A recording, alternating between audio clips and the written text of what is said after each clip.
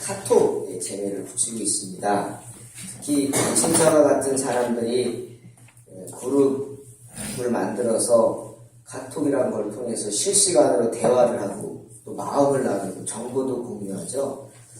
저는 다른 것보다 좋은 게 이런 것 같아요. 제가 대학을 졸업한 지 벌써 한 30년이 돼가는데 그 대학 때 동창들이 서로 이제 궁금하죠. 그래서 카톡이라는 것을 이용해서 서로 만납니다. 지금 보니까 한 44명이 그룹핑이 돼 있어요. 그 중에 하나도 제가 들어가죠. 그러면서 서로 실시간으로 막 안부도 묻고 또 서로 이야기도 하고 그렇습니다. 참 좋은 것 같아요. 반갑고 옛날 생각도 많이 나고. 저는 뭐 이제 공인이라서 제가 목사가 된 거를 이제 다들 알죠. 동탄에서 소망교회를 개척하고 목회한다. 이걸 알리고 가끔 이제 설교 동영상도 올립니다. 그런 반응들이 다 그래요. 야, 결국이란 말 쓰더라고요. 결국 승원이가 목사가 되었구나. 아주 당연시합니다. 다 그럴 줄 알았다. 뭐 이런 반응이에요. 제가 그 반응을 보면서 감사했죠. 야, 그래도 내가 대학 다닐 때 4년이라는 시간이지만 이 친구들에게 또 좋은 인상을 주었구나. 목사가 된 게 당연하다고 느낄 정도로 참 감사했어요. 저희 뭐 인원이 그때 한 90명 됐는데 한 7명 정도가 여학생이었던 것 같아요. 근데 그 중에 한 명이 수녀가 됐대요. 그 소식을 들으니까 저도 놀라웠어요. 아, 그때 그 친구가 수녀가 됐구나. 뭐 바티칸에 갔다가 지금 용산 교구청에 와 있다. 뭐 그러더라고요. 놀라웠어요. 그렇게 소식을 들으면서 놀랍니다. 그리고 저도 자주 참여하는 편이에요. 그래서 이런 제가 이제 목사니까 목회적인 정보 어떤 가능하면 제가 뭘 바라겠어요. 그 친구들 전도하길 바라겠죠. 그래서 그런 이야기들 막 이렇게 올립니다. 얼마 전에 그 아프리카에 어떤 분이 동영상을 하나 올렸어요. 아, 이거 조작된 거 아닌가 싶을 정도지만 아니랍니다. 어느 지역의 CCTV에 찍혔던 그 동영상을 그대로 옮긴 거예요. 내용이 뭐냐면 아프리카에는 여러 가지 안 좋은 일들이 많잖아요. 테러도 일어나고. 근데 이분이 어떤 그 총을 든 사람한테 잡혔어요. 골목 같은데. 아마 이 사람이 크리스찬이라서 이슬람들이 죽이려고 이렇게 한 것 같아요. 무릎을 꿇겨놓고 어떤 흑인이 총을 머리에다 들이댑니다. 권총을. 그리고 뭐라고 막 얘기합니다. 아마 알라의 이름으로 넌 죽어야 된다. 뭐 이런 것 같아요. 그리고 머리에 총을 얹고 막 쏩니다. 근데 놀랍게 총이 격발이 안 되는 거예요. 쏘는 사람도 당황하는 모습이 막 화면에 나와요. 땅땅땅 쏘는데 땅땅이 아니라 찰칵찰칵찰칵.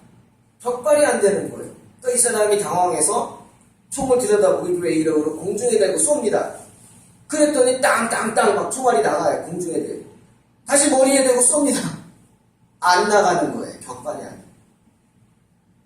그러니까 이 사람이 당황하고 이 사람은 무릎 꿇은 사람 막 두 손을 들고 하나님께 막 방언으로 기도하면서 막 기도하고 있고 그러니까 이 사람이 메고 있던 어떤 소총을 다시 들고는 이 사람에게 향해서 막 소총을 막 쏩니다.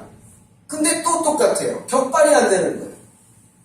당황하고 또 하늘을 향해서 소총을 쏘니까 막 미친 듯이 총알이 나갑니다. 탁탁탁탁 막. 다시 이 사람을 향해서 총을 쏩니다. 근데 총이 발사가 안 되는 거예요. 격발이 안 돼요. 하나님이 막으신 줄로 믿습니다. 네. 기적이 일어난 거죠. 이것이 CCTV에 찍힌 게 그냥 막 그 사람이 이제 하나님의 기적이다. 하나님은 살아계십니다. 이러고 믿는 사람들한테 보내는 거예요. 저도 그걸 보고 놀래가지고 그래. 그래서 어떻게 합니까? 우리 거기 대학 카톡에다 올렸어요. 세상에는 이런 일들이 일어나고 있다. 이거는 조작된 게 아니다. CCTV에 찍힌 거다. 하나님은 살아계시다. 그렇게 올렸어요. 그랬더니 조금 있다가 친구 한 명이 그 단체 카톡에다 올렸어요. 승환아, 네가 목사인 거는 어쩔 수 없지만 이런 데는 어떤 정치적인 얘기나 이런 종교적인 거는 안 올렸으면 좋겠다. 미안하다, 내가 참고 있다가 말한다. 이러고 올린 거예요. 그걸 보고는 제가 조금은 당황스러웠지만 이해를 하려고 했어요. 그래서 조금 있다가 한번 기도하고 답을 달았어요. 그래, 지금까지 참아줬구나, 고맙다 친구야. 그런데 목사가 종교 이야기 안 하면 내가 너희에게 무슨 얘기를 할 수 있겠냐? 내가 골프 이야기를 하겠니? 아니면 술 이야기를 할까? 그럼 내가 뭐 음담 패설을 해? 아니면 내가 여자 이야기를 할까?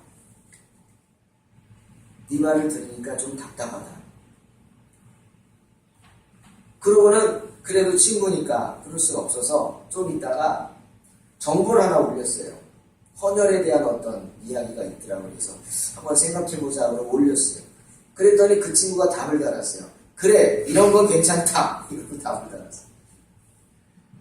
그랬더니 이번에는요, 또 다른 친구가 저랑 또 많이 친했던 친구인데, 지금 그 통계청에 있는 친구인데, 개인적인 톡으로 왔어요.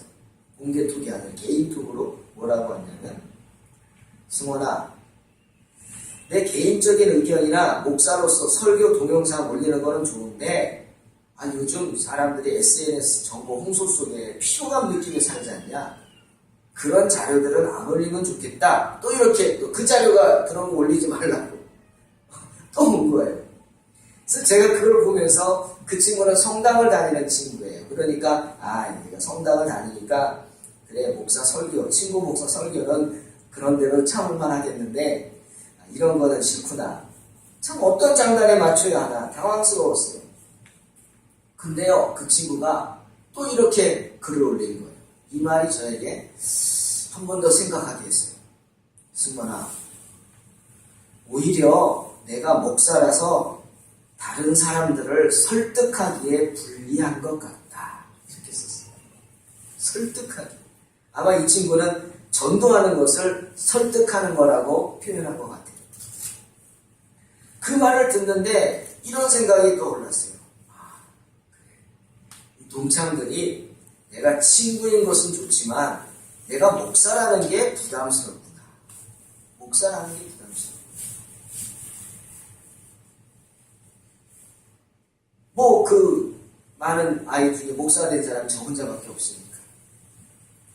내가 목사이기 때문에 왜 부담스러울까 생각해봤어요. 여러분 어떻습니까? 목사는 사람들에게 죄를 생각나게 하겠죠. 죄.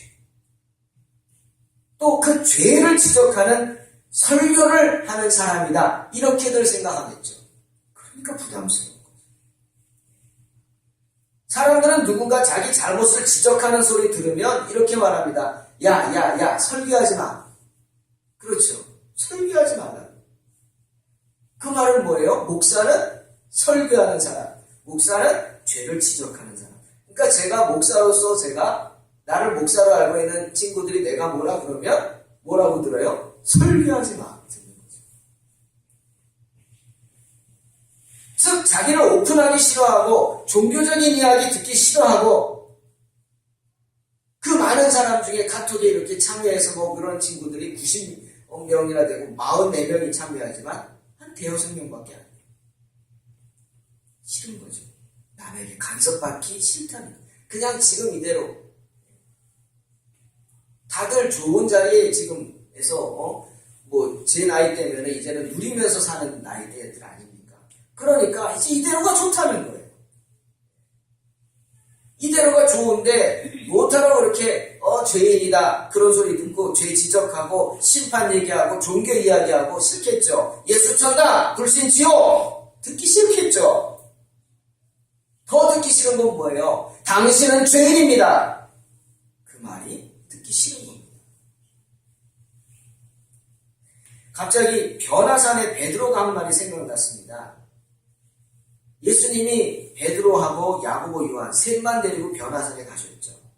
그리고 그곳에서 주님이 기도하실 때 용모가 변화되고 그 옷이 휘어져서 광채가 나면서 놀라운 일들이 일어났어요.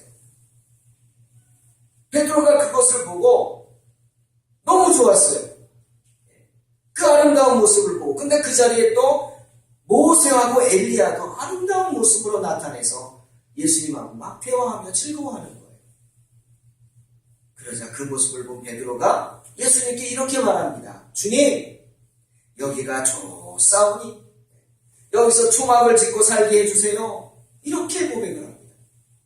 여기가 좋다는 겁니다. 지금 이대로가 좋다는 겁니다. 세상이야 어떻든 남이야 어떻든 세상이 어떻게 되든 말든 지금 내가 은혜 받고 은혜 충만하고 그 은혜로운 모습 보고 그 그리스도의 향기를 맡으면서 너무 행복하고 좋으니까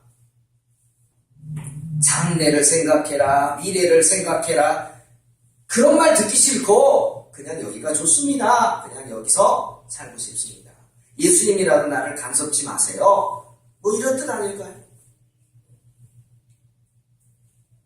여러분, 하지만 인생을 어떻게 우리가 혼자만 살 수 있습니까? 나만 잘 되면 됩니까? 그런가요? 아니잖아요. 인생은 관계 속에 살아가는 거 아닙니까? 누군가와의 관계 속에서 살아가는 거예요. 누군가와 정말 관계 맺기 싫어도 어쩔 수 없는 관계 속에 태어나서 살아갑니다. 태어나서 부모의 관계, 형제들의 관계. 나만 잘 살면 됩니까? 형제 중에 누가 어려우면 상관없습니까? 남입니까? 아니잖아요.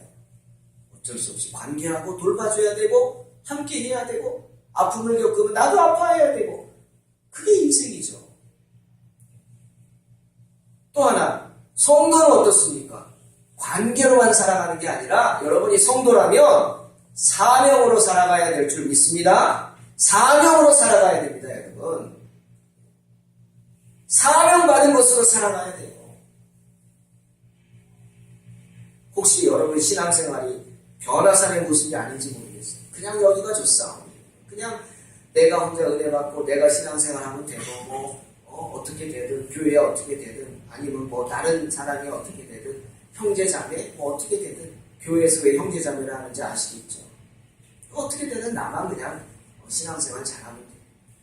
요즘 현대인들의 성도들의 그 모습이 그렇지 않습니까? 그건 변화산의 모습, 베드로의 모습이에요. 여기가 좋사옵니다. 그런데 하나님은 그런 걸 원치 않으신단 말이에요. 여러분 운전하시잖아요. 나만 운전 잘하면 됩니까? 아니잖아요. 나는 잘하고 가는데 저쪽에서 그냥 어떤 이상한 사람이 술 마시고 오든지 뭐 핸드폰 하면서 정신 팔고 오든지 그러다가 중앙선 넘어서 들이받으면 나도 죽는 거예요. 나도. 인생은 그런 일들이 수없이 일어나죠. 욥이 그랬잖아요. 인생은 고난을 위해 났다. 불띠가 위로 나름 같다. 불띠가 위로 나른다는 게 뭐예요? 어디 가서 이 불띠가 떨어져서 불이 붙을지 모르는 거 아닙니까? 그게 인생이에요.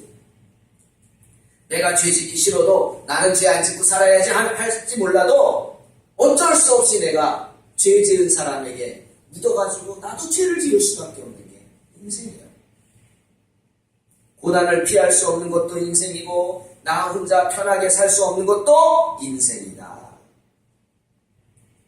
그리고 또 하나, 우리는 알지 않습니까? 성도는 야고보서 4장 14절 말씀, 주님의 말씀이 뭐예요? 너희는 잠깐 보이다가 없어질 안개다. 안개. 내일 일을 너희가 알지 못하지 않느냐? 너희는 잠깐 보이다가 없어질 안개다. 이 세상의 모든 건 안개와 같아. 잠시 자욱해서 그것이 세상의 모든 것처럼 보이지만 아니 이내 해만 떠버리면 안개는 순식간에 사라져. 우리 또한 마찬가지예요. 우리가 가지고 있는 게 전부인 것 같고 이 세상이 전부인 것 같지만 아니 이내 해가 떠오르는 시간이 와. 안개가 없어질 시간이 와. 그러면 한 사람도 빠짐없이 공포 속에서 죽음이라는 거대한 장애물을 만나게 되는 것입니다. 하나님의 심판대 앞에 서게 될 것입니다. 바로 그곳에서 우리는 우리가 지은 죄에 대한 심판을 받게 될 것입니다. 그래서 하나님 말씀하잖아요. 로마서 3장 23절에 모든 사람이 죄를 범하였음에 하나님의 영광이 이르지 못한다. 히브리서 9장 27절. 한 번 죽는 것은 사람에게 정하신 것이요 그 후에는 심판이 있다. 분명히 말씀합니다. 하지만 사람들은 그런 사실을 깨닫지 못해요. 아니 알려고 하지 않아. 그냥 여기가 좋소. 지금이 좋다. 나 건드리지 말라. 죄에 대해 얘기하지 말라. 나 죄인이란 말 듣고 싶지 않다 이거죠. 나에게 죄가 있다고 인정하고 싶지 않단 말이에요.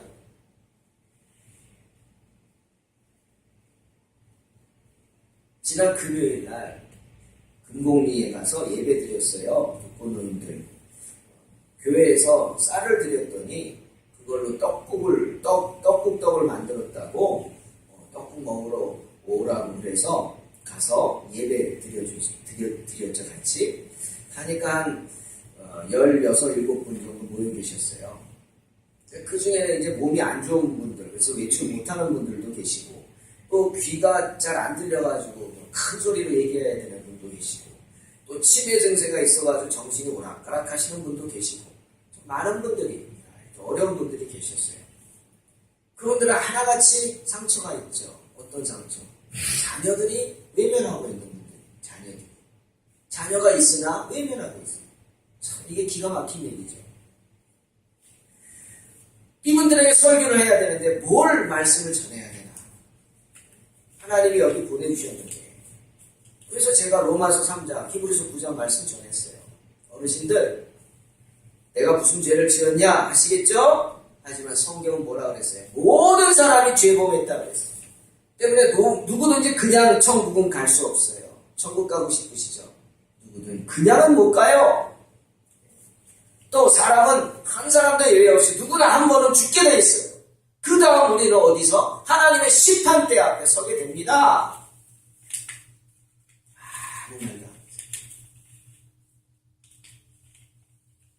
그래도 어떻게 해요? 전해야죠. 시간이 없는데 이분들 어떻게 될지. 그럼 어떻게 천국 가야 되는지 아십니까?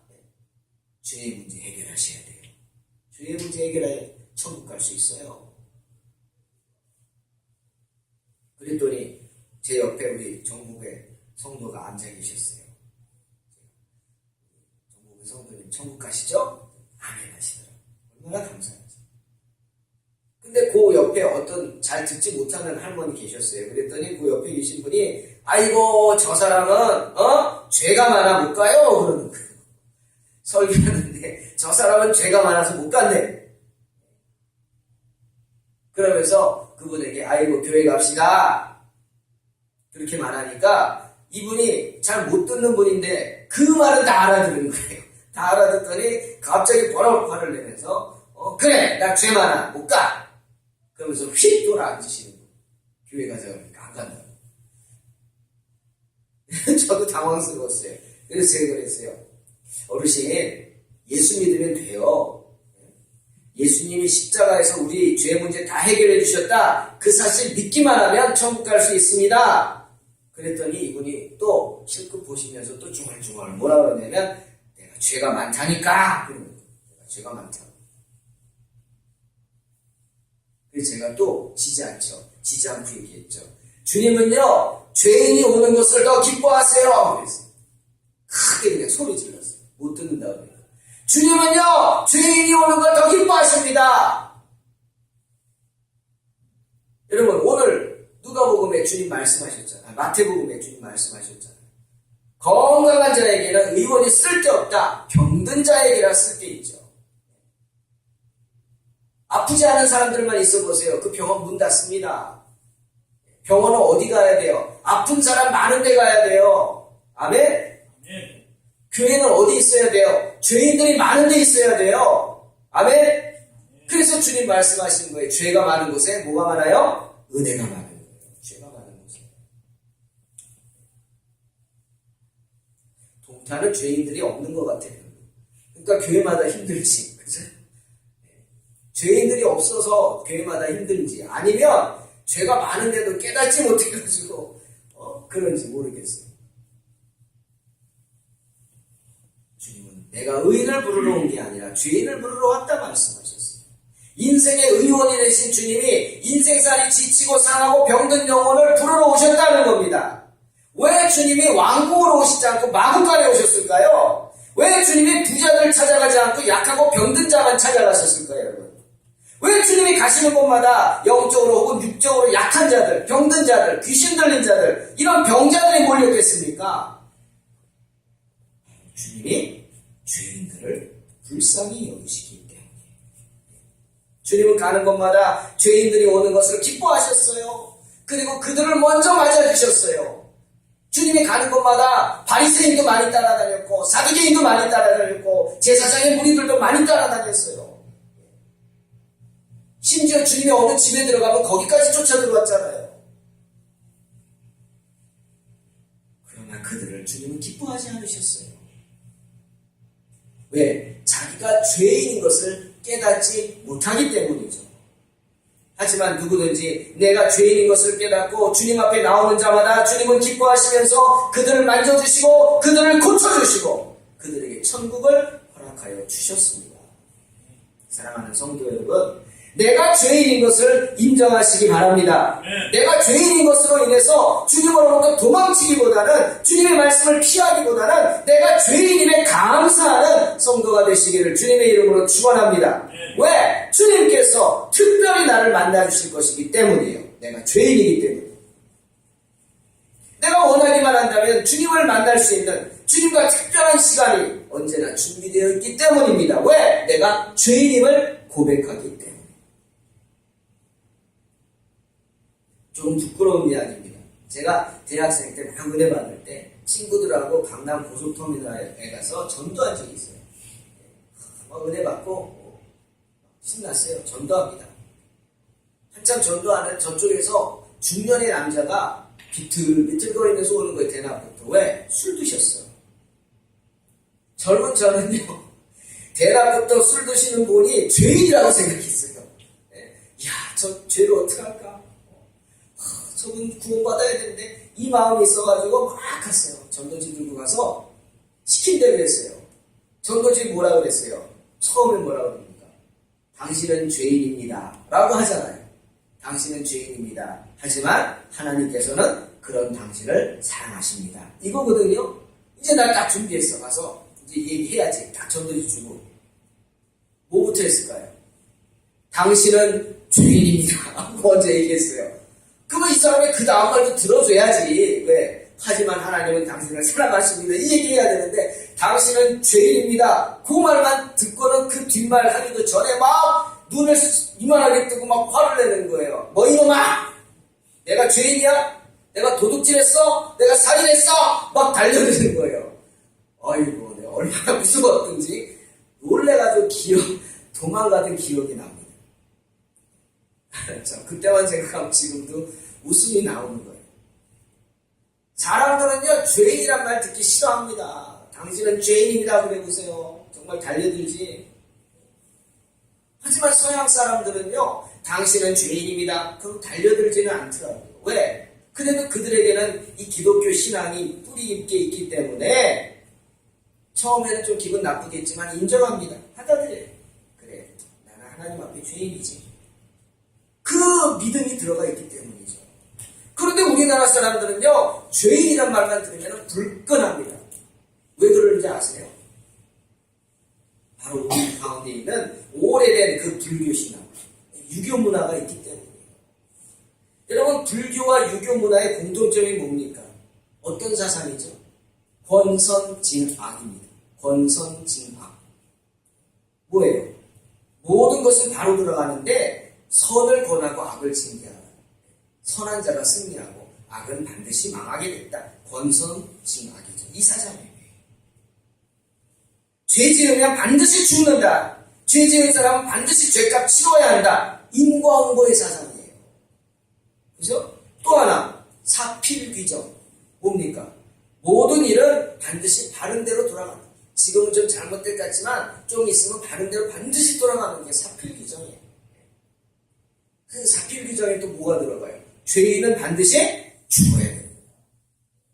죄 지은 사람은 반드시 망해야 되고 죄 지으면 반드시 죽어야 돼요. 역시 인과응보죠.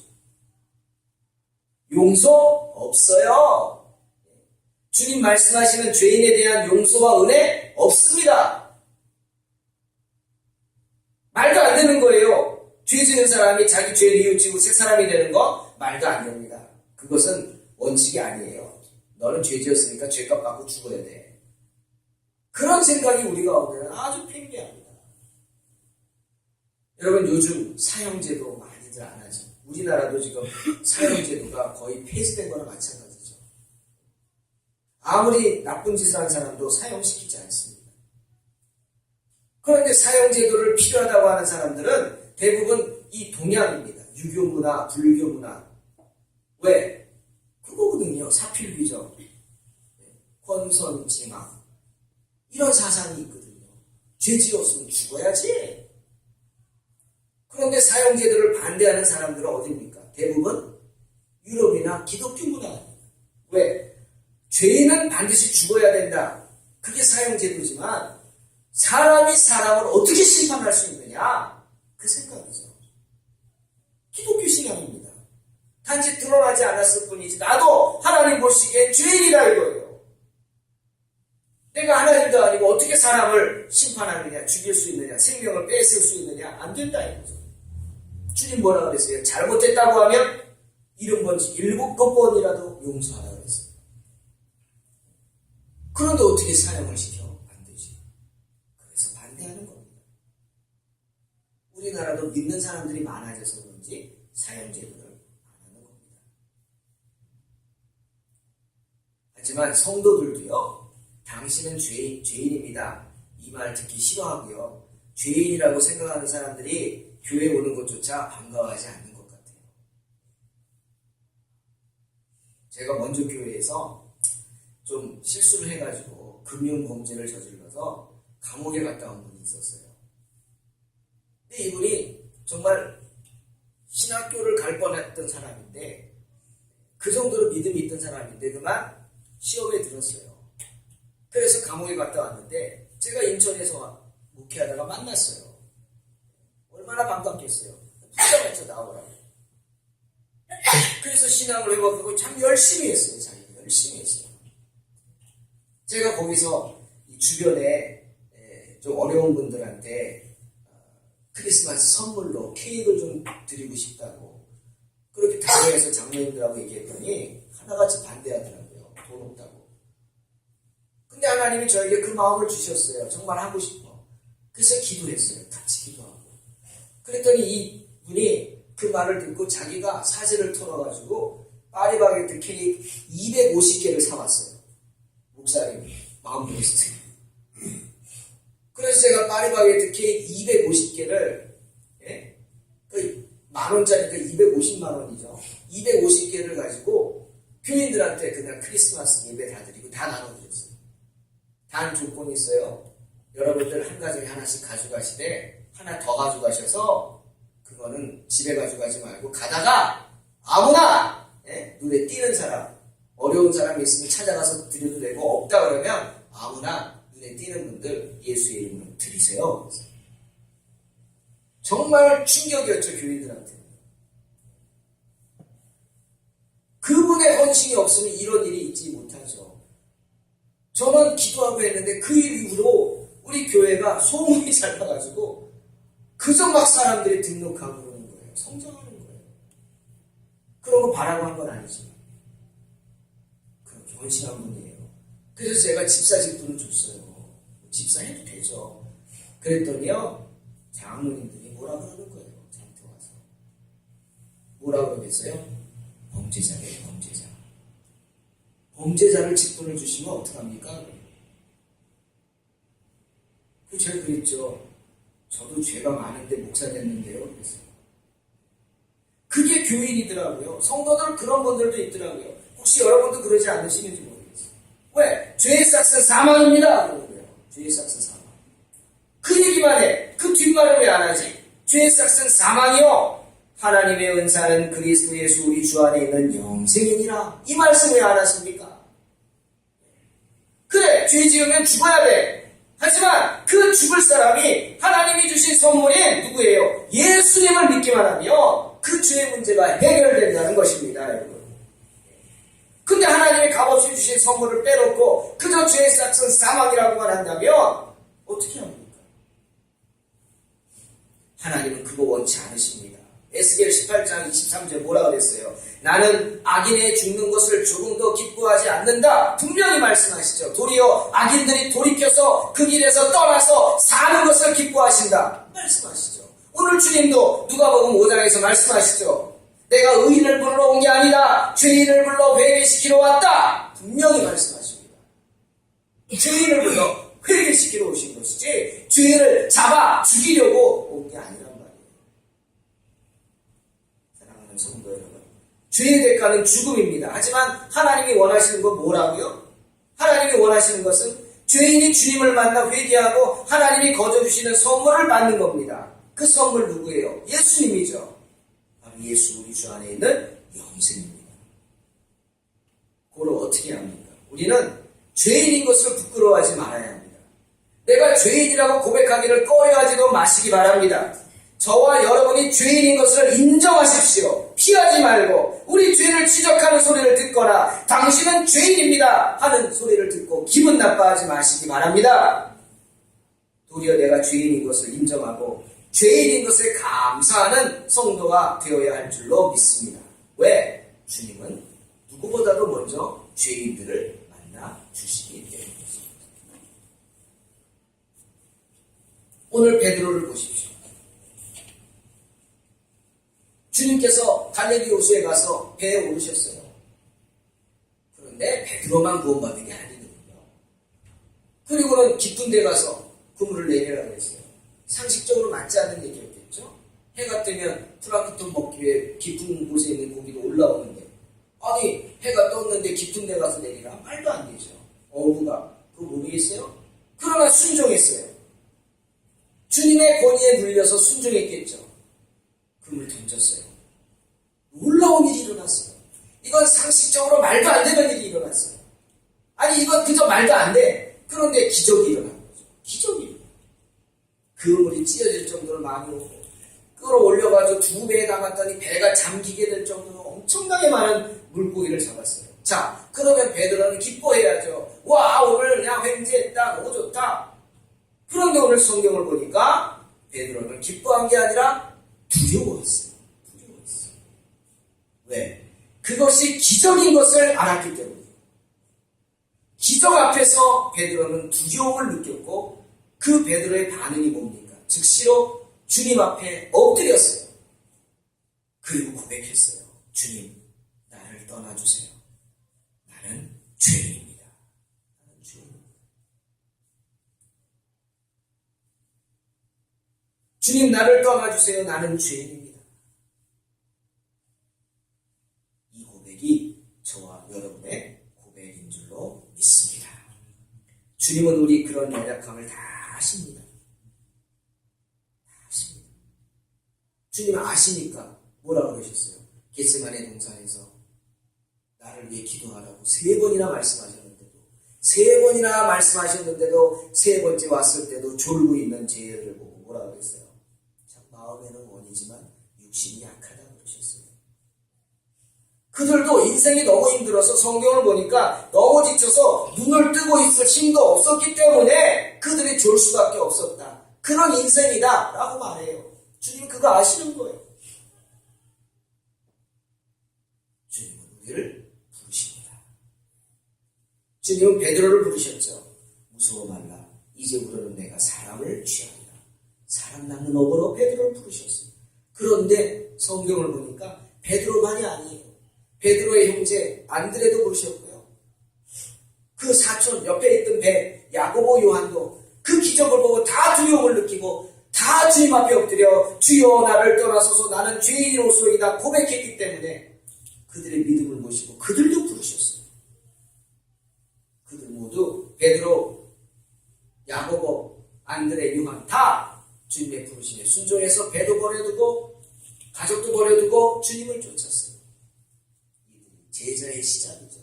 베드로와 안드레, 야고보, 요한 순서대로 합니다. 사랑하는 성도 여러분, 죄에 대해서 민감하시기 바랍니다.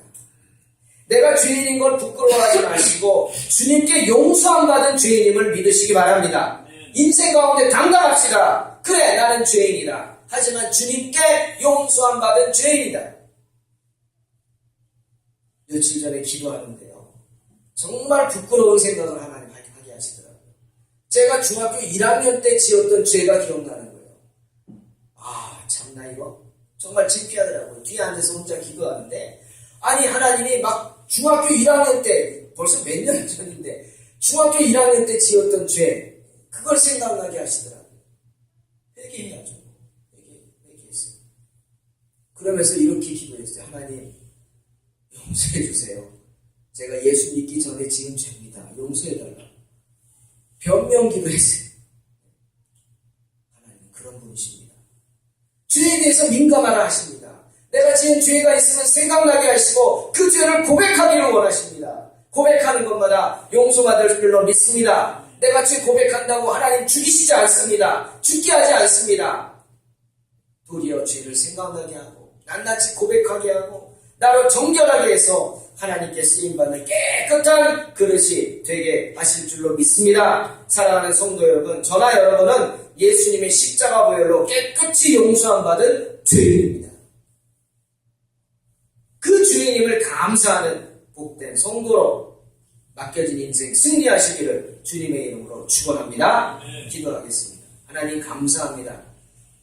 부족한 저희들 정말 용서받은 죄인으로 하나님께 감사하는 복된 성도가 되게 하시고 어디서나 사탄의 유혹에 당당히 맞서서 주님 앞에 엎드려 기도하는 복된 성도들이 되게 하여 주시옵소서. 예수님의 이름으로 기도하옵나이다. 말씀을 생각하면서 259장 박수 치면서 찬양합니다. 4절 때 하나님께 예배드리겠습니다.